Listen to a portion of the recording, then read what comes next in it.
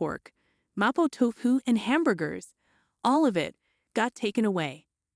I grew up in a family that owned a restaurant, and my dad taught me how to cook, so I'm pretty confident in my culinary skills.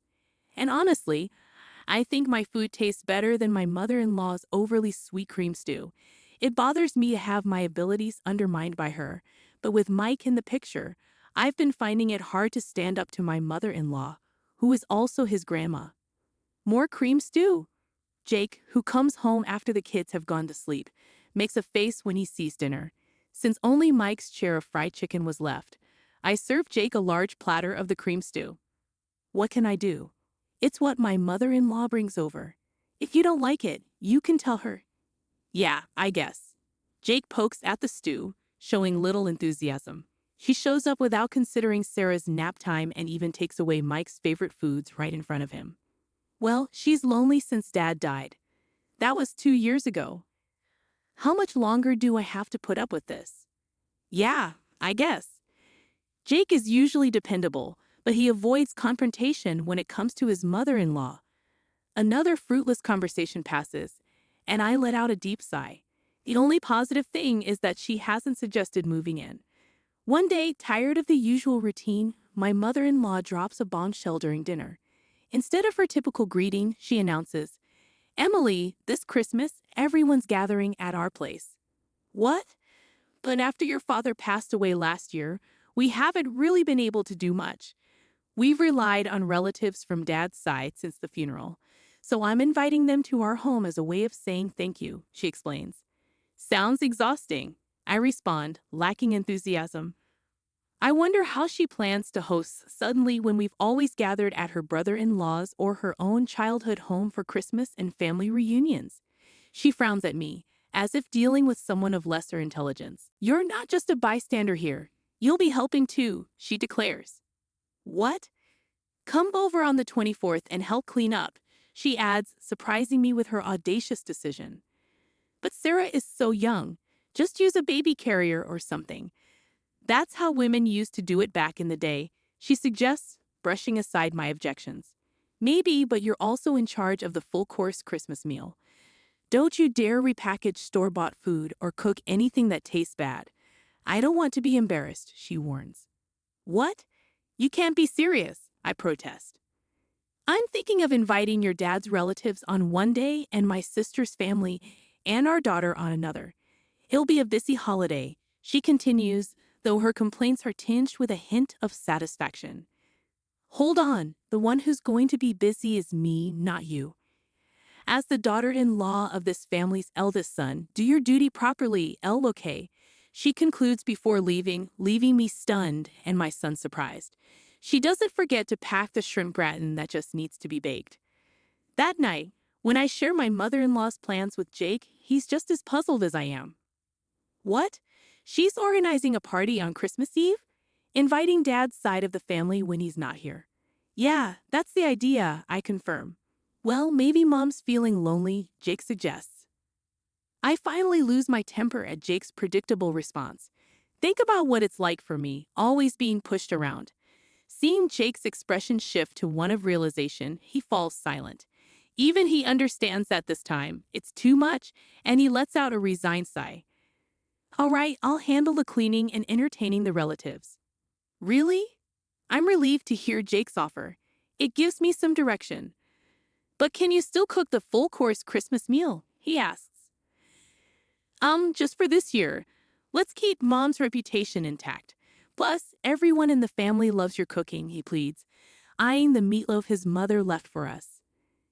I mean, it's hard to say no after making a concession, he adds. Fine, just for this year. Thanks, man. I can't wait for Emily's Christmas feast. I say, grateful for his understanding. Geez, you're in high spirits, aren't you? Jake remarks, smiling. Being praised isn't so bad, and I don't mind cooking for people. So I prepare myself mentally, knowing it's just for this time, and agree to prepare a full-course Christmas meal. When I inform my mother-in-law that Jake will stay over to help with cleaning, she makes a displeased face and says, "How could you let the man of the house do such things?" But she seems reasonably satisfied, seeing Jake bustling around at his parents' home for my sake. Then comes Christmas lunchtime. Emily, is the corn soup ready? My mother-in-law asks. I'm preparing the croutons now, I reply, scurrying around the kitchen to get the carpaccio and corn soup ready. You're so inefficient. I'll bring the food myself, she criticizes. I'm sorry. If you're going to complain, try preparing a meal for 20 people. It's really, truly exhausting, I retort, feeling the strain of the day. Finally, the serving is done, and I sit down at the party, relieved to have made it through. Jake seems to have settled our daughter down for a nap in another room. Despite the challenge of preparing a full-course Christmas meal for 20 people, it's gratifying to see everyone relishing my cooking. However, this feeling of satisfaction is short-lived. This quiche looks so beautiful. It's like something you'd buy, someone compliments. Ah, thank you, I reply, feeling a bit uneasy. You're good at flattery. This carrot slaw is perfectly balanced with the vinegar. The orange scent really freshens up your mouth, another guest remarks. That's because Christmas meals tend to be rich, so I made it a bit more acidic, I explain. Something feels off. Every time someone tries to praise my Christmas cooking, my mother-in-law interrupts with her own commentary. Finally, Sophia, father-in-law's sister, unwittingly unveils the source of the awkwardness. Emily, your mother-in-law is such a great cook, isn't she? Excuse me? I respond, taken aback. Unfazed, Sophie continues, did Olivia make this entire Christmas feast? That's amazing. Huh? I haven't cooked a full-course Christmas meal in ages. I was going to leave it to my daughter-in-law, but she's absolutely terrible in the kitchen and she never comes by. Even when I offer to teach her, my mother-in-law chimes in, completely disregarding the truth. I'm left dumbfounded by her audacious claims. Oh, Emily, you should really take after Olivia while she's still well. Jake might miss the taste of home sometimes, you know? The way to a man's heart is through his stomach, she adds, seemingly offering advice but actually delivering a veiled insult. Daniel, a relative nearby, laughs, adding to my discomfort. You know, Olivia, that pork belly stew you made last time was delicious. It's amazing you can cook both Western and Japanese dishes. It's not that big of a deal, but I'm glad you enjoyed it. My mother-in-law replies with false modesty, knowing full well that the pork belly stew was my creation. As I stand there, stunned, she silently mouths, "Go along with it." It becomes apparent that she's been claiming credit for all my dishes, including the Christmas feast, and sharing them with the family. Now she wants me to go along with her lie. No way! Especially after all the times she criticized my cooking. Even though I want to speak up, I feel overwhelmed by the crowd and can't find my voice. But then my son comes to the rescue. Mom, this omelet is really tasty. It looks different than usual, but your omelets are always good. His young voice cuts through the noise, silencing the adults. Oh, Mike, this is actually quiche your grandmother made. Sophia tries to cover for him, probably out of kindness, but my son is adamant. Huh? But it's tasty, so it's got to be Mom's omelette. Grandma's omelette is super sweet and gritty. It doesn't taste good. He insists passionately, waving his hands around, leaving the adults looking puzzled. Of course, my mother-in-law panics. Emily, don't teach the child to lie. Excuse me? Who's the one lying here, Mom? Am I a liar? Mike looks up at me, his face full of uncertainty. That's when I felt my anger rising. I felt silly. I didn't care what people thought of my mother-in-law or Jake. I tolerated her because she's Jake's mom and Mike's grandma, but turning my grandson into a liar just to save face? That's not right. If she's going to make my child lie, I'll stand up for what's right, even if it means being seen as the bad guy. I took a deep breath and stood tall. Mike isn't a liar. You're the one lying, Grandma. Huh, she looked surprised. She probably didn't expect me to confront her. I stood up and pointed dramatically at the table. I made this entire Christmas meal, including the corn soup, from start to finish. What? The room erupted in shock. My flustered mother-in-law began to panic and shout, Wait, Emily, you're lying. Are you out of your mind? I'm not lying, Sophia. You said you got the pork belly stew from Grandma, right? I turned to Sophia, who looked surprised. Ah, yes, it was delicious, Sophia admitted. I made that too, I revealed. Huh? Sophia looked bewildered. You're terrible, taking credit for Jake's mom's cooking and trying to frame her. You're the worst daughter-in-law. Then can you tell me the recipe for the pork belly stew, mother-in-law? I challenged. What? Uh, well, she hesitated, then suddenly exclaimed, It's a secret. It's a secret family recipe, so I can't tell you in public. You don't have to give details or measurements, just the basics, I insisted. Even the relatives who were disgusted by our petty fight started to see who was in the right.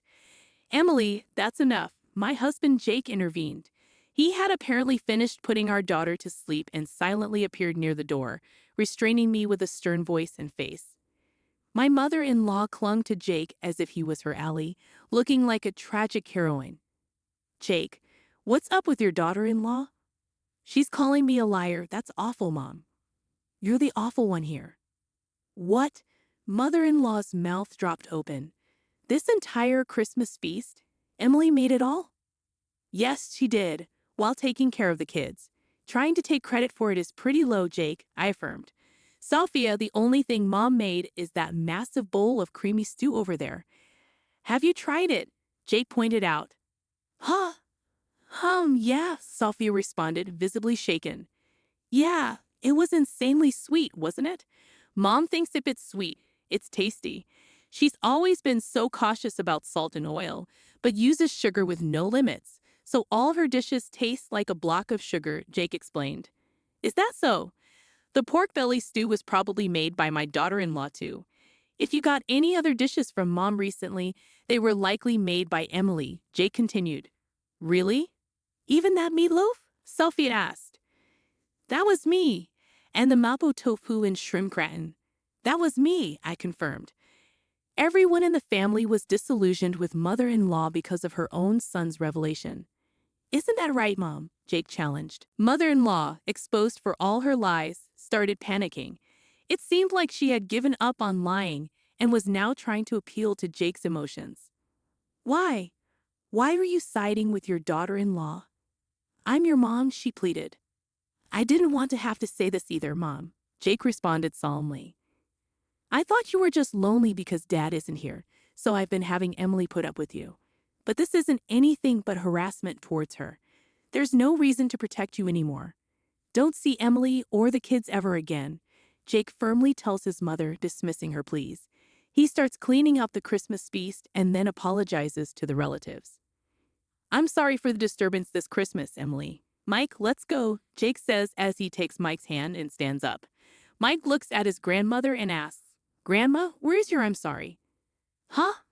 When you lie, you say I'm sorry, then you get forgiven, right? Isn't that right, Mom? Mike questions. Huh? His grandmother stammers, unable to respond. I get it. You have to be forgiving when it comes to raising kids, but a simple sorry isn't going to cut it, Jake remarks. Seeing his mother's reluctance to apologize, he sighs in resignation. Grandma can't even say I'm sorry, and she's supposed to be an adult. How sad. Let's go home and have Mom's delicious Christmas feast, okay? Jake suggests to Mike.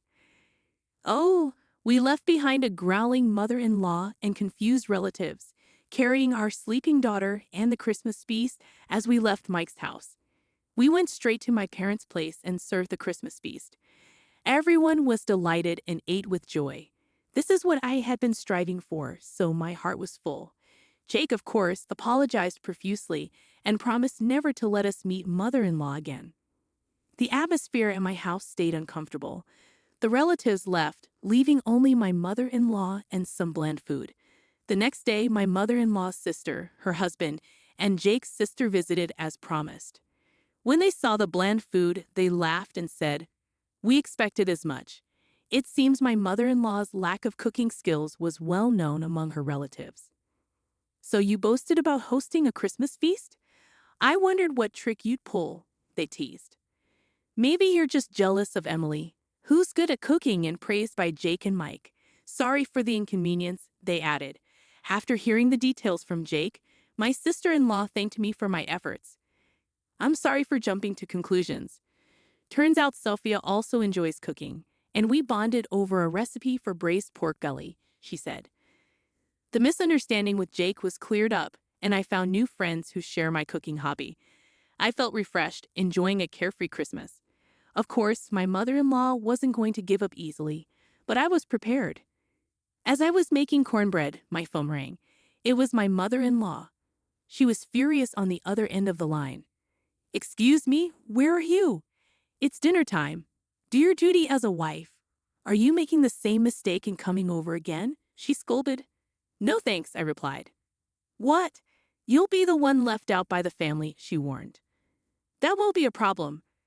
Actually, it was you who got shunned by the relatives. I've even made plans to cook with Sophia next time," I informed her. What? Mother-in-law probably never imagined that I'd become close to father-in-law's side of the family. I informed my mother-in-law that I wouldn't be returning to her house. Instead, my kids and I have been staying at my parents' house since Christmas. We're planning to find a new place to live now that the holidays are over. Despite my mother-in-law's insistence on living near her, Jake's workplace is closer to my parents' house. Since my mother-in-law couldn't heed Jake's warning to stay away from me, we've decided to physically distance ourselves. Right now, Jake is the only one living at his parents' house, and he'll leave once he's ready. When my mother-in-law demanded to know where we were, I simply responded that she couldn't get away with not cherishing Jake's mom. However, I reminded her that both Jake and his sister had forgiven her, so it was okay. With that, I thanked her for everything and said goodbye before hanging up and blocking her number to ensure I never had to hear her voice again. 2 years later, my family eagerly waits for my cooking in the living room, playing around as I fry burgers in the kitchen. It warms my heart to see them eagerly awaiting my cooking with smiles on their faces.